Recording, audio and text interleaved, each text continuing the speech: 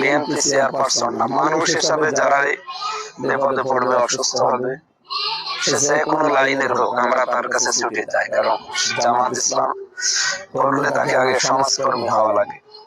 এই হিসাবে খালেদা জিয়া উনি তিনবারের প্রধানমন্ত্রী ছিলেন, অবৈধ না বৈধ ভাবে ছিলেন। আমরা অনেককে দেখি অবৈধ ভাবে থেকে প্রধানমন্ত্রীর দাবি করে, উনি বৈধ ছিলেন। সবচাইতে বড় বিষয়, আমরা অনেকদিন তাদের সাথে ছিলাম। এই ৫৪ বছরের ভেতরে অনেক বছর তাদের সাথে একসাথে হয়ে রাজনীতি করেছি।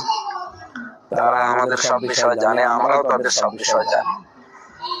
ম্যাডাম খালেদা জিয়ার জন্য দোয়া করি, এর জন্য তিনি শহীদ প্রেসিডেন্ট জিয়াউর রহমানের স্ত্রী।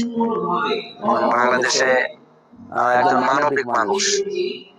এই দেশে আমার মনে হয় ভারতের আগ্রাসনের বিরুদ্ধে যারা অবস্থান নেয় তাদের ভেতরে উনি একজন।